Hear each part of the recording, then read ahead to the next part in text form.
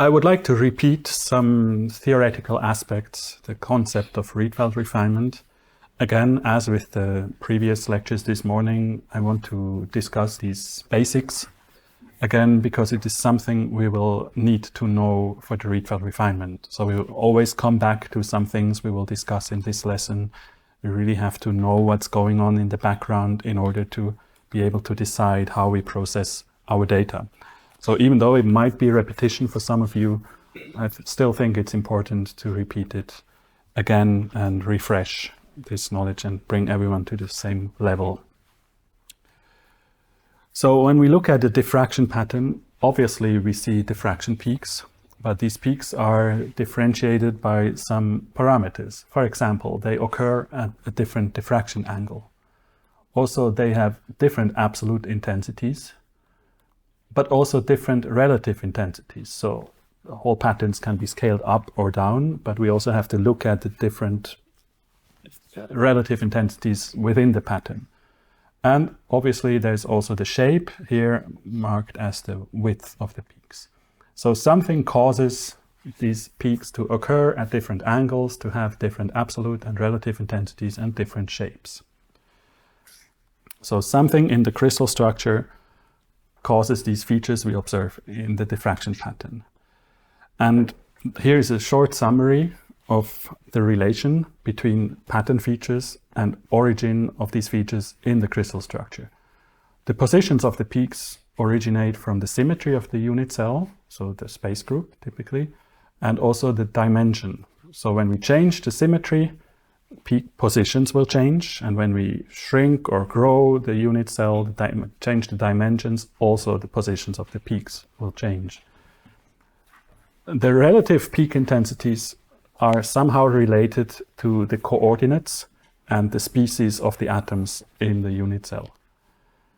Actually, the relative peak intensities contain a whole lot of information we want to retrieve later on.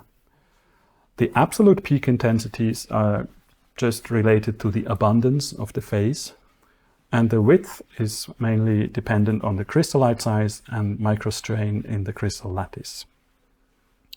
So this relation between direct space parameters in the crystal structure and features in the pattern we observe, we will always need, and I will come back to this several times during this workshop.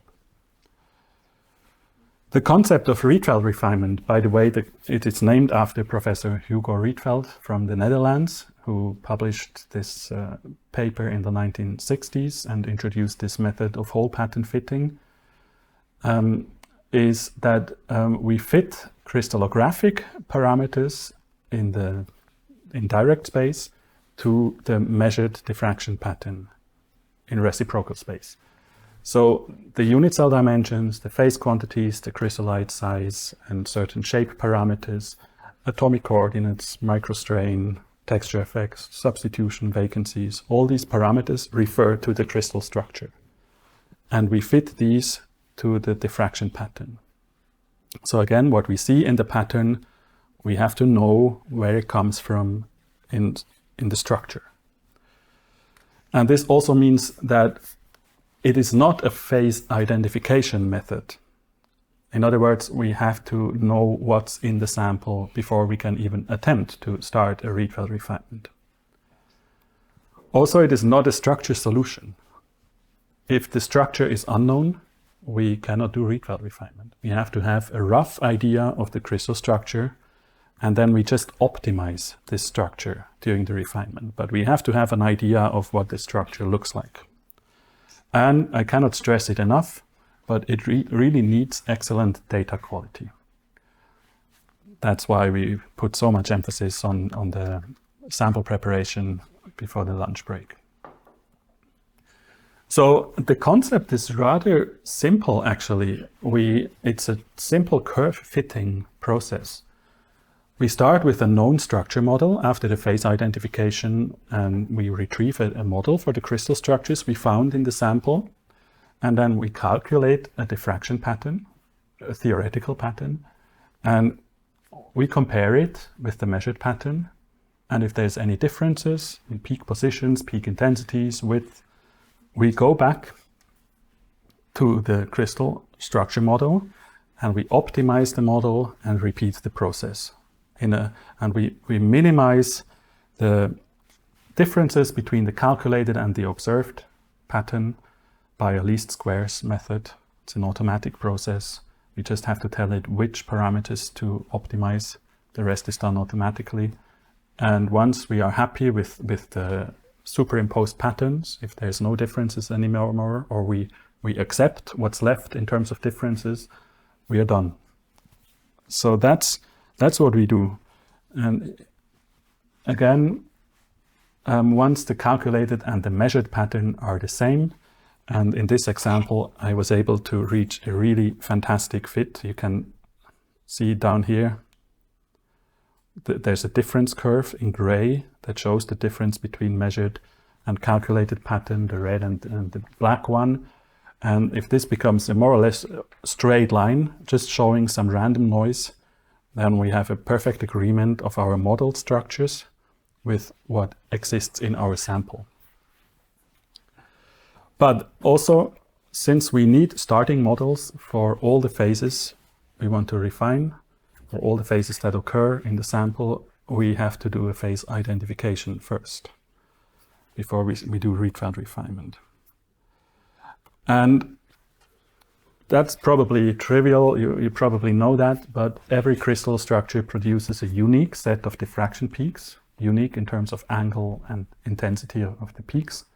So for example, corundum, we expect peaks at these positions with these intensities. Here's another example, fluorite. That's the peak positions and intensities we would expect from fluorite. In a mixture of fluorite and corundum, we would expect all the peaks to occur, their intensity being correlated to the phase abundance of the two phases. So if we measure a pattern like this, we just try to figure out to which phase these peak positions correspond. We do that with a database, so we find solutions that match these peaks. It's a brute force method. We look where the peaks are, we run it through a database and just tell the database, give me what matches these peaks, these positions. And then ideally we see that fluorite and corundum matches these positions, so we know it's fluorite and corundum. Also, this is largely automatic, this process. There's software for it. Here I'm showing the commercial software Match. It's using a database in the background that contains a lot of structures. I think it's around, the full database should be around 400,000 entries. You can also buy, I think I'm only using the inorganic database. It's a lot smaller, it only contains inorganic phases. But still, it's basically, you can expect that almost every phase that exists, that has been discovered yet, is in this database. And then it will just give us a score list at the bottom of the best matching phases. I already accepted on the bottom right corner the ones that fit the best. So here it's corundum and fluorite. And then there's no additional peaks, so I know what's in my sample. Then next, I need to retrieve models for these crystal structures. We need a starting model, so I have to have an idea what these structures look like, even though it might not be exactly what I have in my sample, but I still need an idea of what it might be. And this structural information is usually shared in the form of CIF files, CIF files, crystallographic information files. And these are text files and kind of human readable. You can see there's some information about the phase, the chemical name, the formula, and then the unit cell dimensions. Also down here, there's information on the space group. And then further down here is the atomic site information for corundum and for fluorite on the right side. So this is the information we need for the Rietveld refinement. And then once we have structural models from the database and for all the phases in the sample, the first step is we calculate a theoretical pattern and we compare it with the measured one. And what we expect to see is that we know that for every measured peak, we know from which phase it comes. So there must be a theoretical peak assigned to each measured peak, but the shape, the position, and the intensity may still be very far off of what we measured. So this is what we normally expect after the first iteration.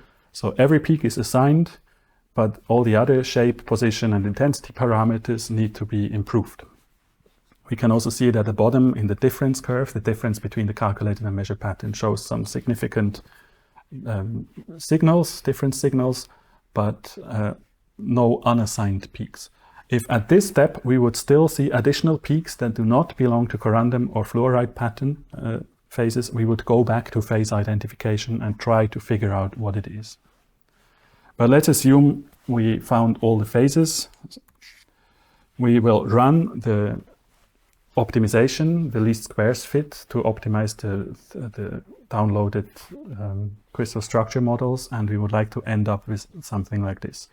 Now the positions, intensities, width and shape of the calculated peak pretty much exactly match our measured pattern. Also in the difference curve we only see random noise, no systematic noise, too high or too low, just random noise. So that tells us that now we optimized our structural models, and they now represent exactly what we have in our sample. As a result, after the refinement, we get a summary of the refined parameters. So the phase quantities will be calculated, the cell parameters after matching them to our data, crystallite size, and then if we decide to refine additional parameters, we don't have to refine them all, only if they cause a mismatch. We would also get information on the lattice strain, on the atomic coordinates, cytoccupancy factors, and thermal displacement parameters. One big problem with Rietveld refinement is if we take a close look at the shape of the measured peaks, it's actually a pretty complicated shape. And in order to obtain a good fit, our mathematical model needs to be able to describe the shape of these peaks. We cannot fit a model that models a Gaussian peak, for example, to a measured Lorentzian peak. That will never end up in a good fit because the Gaussian function is not able to fit a Lorentzian function. They just look different. So we need a function that for the peak shape that is able to describe the shape we measure. And there's two different approaches implemented in Rietveld refinement software. One is to use an empirical function, typically pseudo-Vogt or Pearson 7 is popular. They are able to approximate the shape of XRD peaks pretty well. Sometimes we have to split them into a left and a right part to fit asymmetric peaks. But there's a lot of features we see if we zoom into the foot of a strong peak, we still see some remaining Bremsstrahlung where the cut where the filter sets in, the absorption edge of the nickel filter. We see some remaining K beta radiation and so on. So this has to be modeled by our peak shape function in order to get a good fit. The other approach is to simulate the peak profile from the instrument configuration. So to analyze what elements do we have on our instrument in the beam path, and what kind of peak shape would this create. And this is called the fundamental parameters approach, or FPA.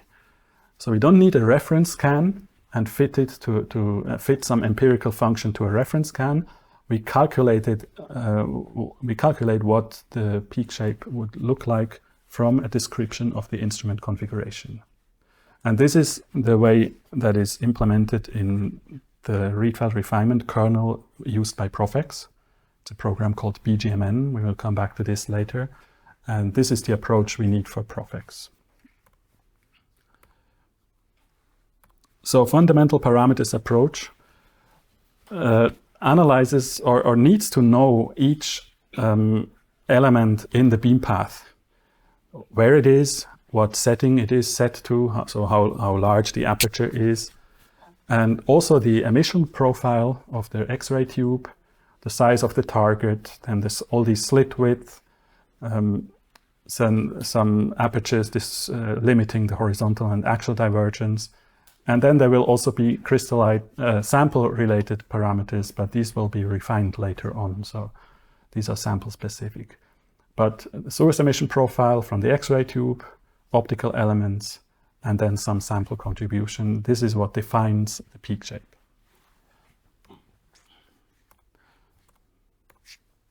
Here's another representation of the same. This one I also took from the Bruker website. It's a nice representation of how this works, and you can see a sketch of how these different elements contribute to the shape of the peaks.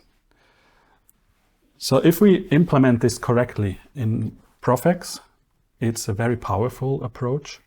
It's able to describe fairly complex peak shapes. For example, here on the left we see the angle at 10 degrees to theta. We see a strongly asymmetric peak. That's just what almost all instruments generate. At low angles, the peaks are asymmetric. Around 30 degrees in the middle, we can see that K alpha 1 and K alpha 2 are start to separate, and the peak is still a little bit asymmetric. And then at very high angles, so the right one is at 60 degrees, we see the separation of K alpha 1 and K alpha 2. And if we fit these peaks with our FPA approach, and the description of the instrument configuration is well done, we can fit all these pretty nicely and get a high quality fit. So to summarize the basics of Rietveld refinement again, it all starts with a phase identification. As long as we haven't identified all the phases, we cannot start with the refinement. Next, we need to make sure that we have crystal structure models for all the phases we found in our sample. And then we do the Rietveld refinement. We calculate an XRD pattern from the structure models, and we repeat it to minimize the differences between the calculated and measured pattern. And for this, we need an accurate mathematical description of the peak profile, either using the classical Rietveld approach, where we fit some generic function to a reference pattern, or as we do it with Profex, we need a description of the instrument configuration, and we calculate the peak shape from this.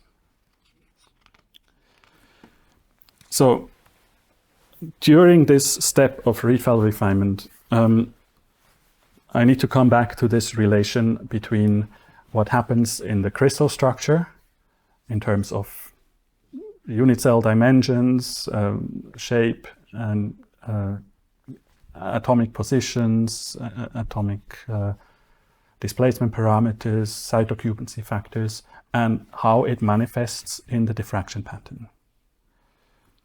So this is something we have to internalize, because we see something in the pattern and we fix it in the structure.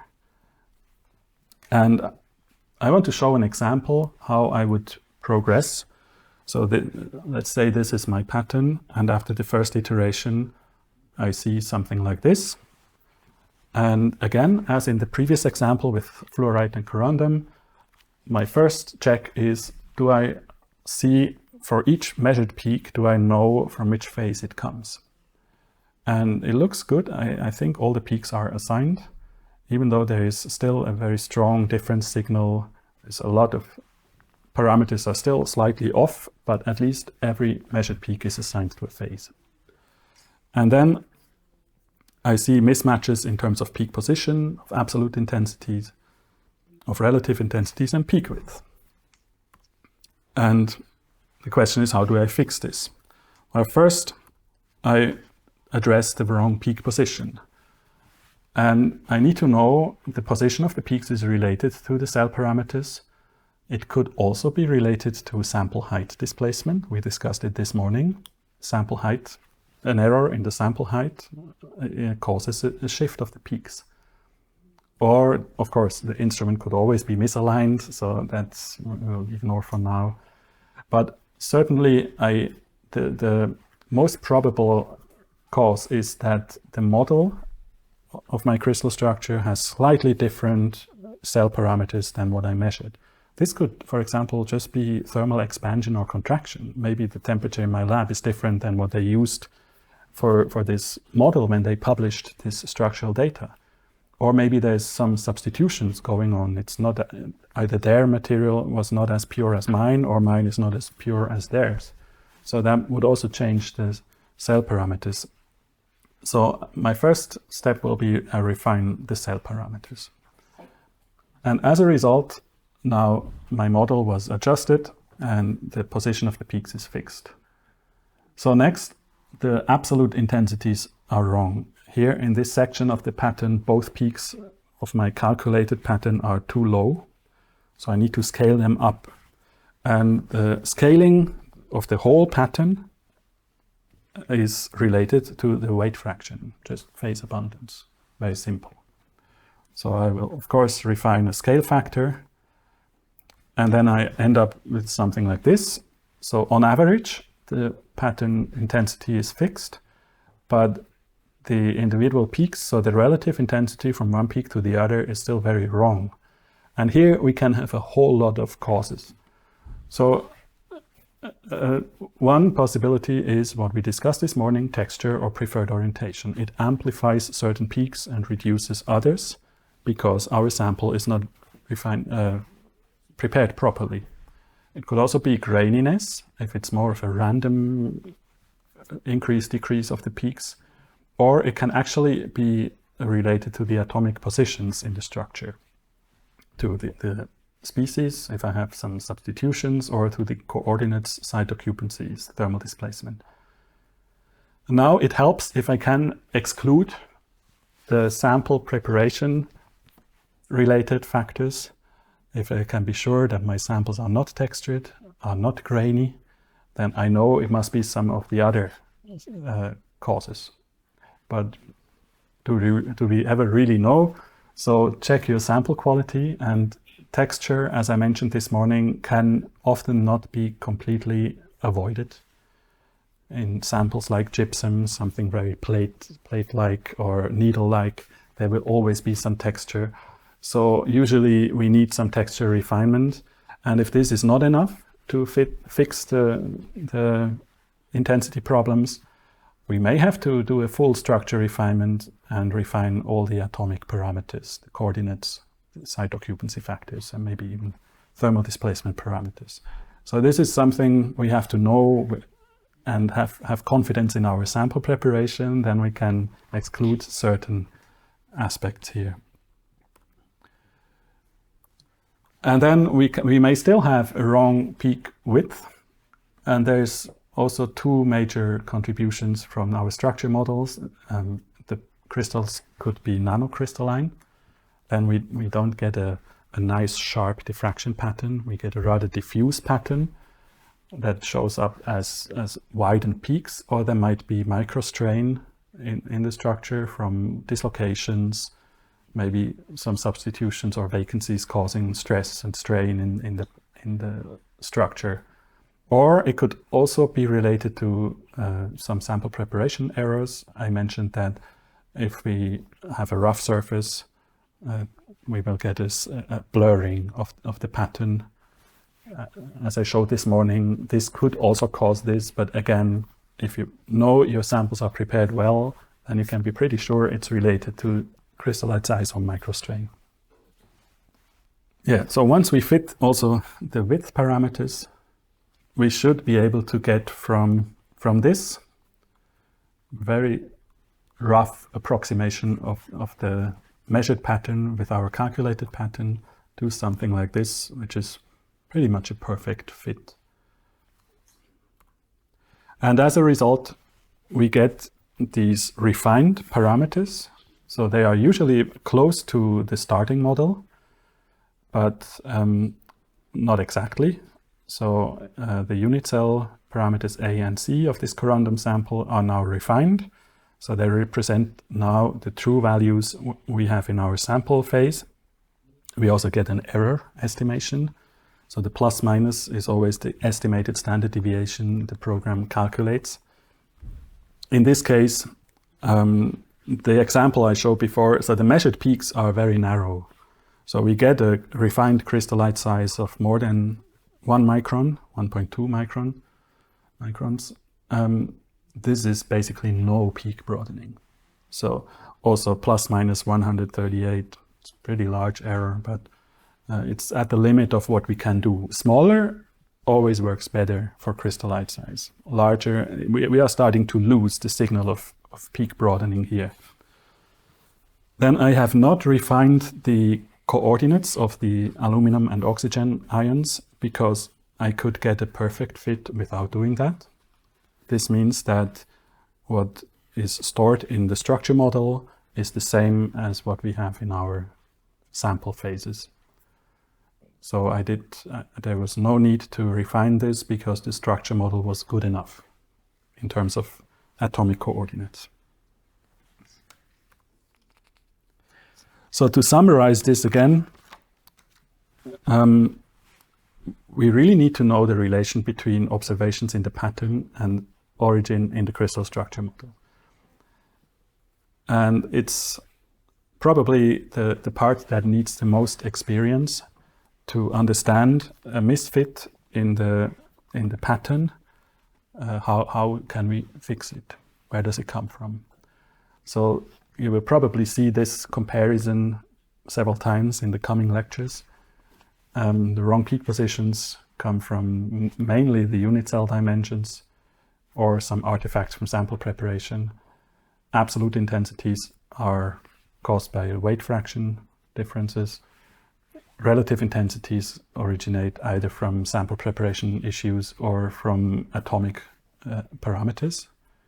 And the peak width mostly from the crystallite size or microstrain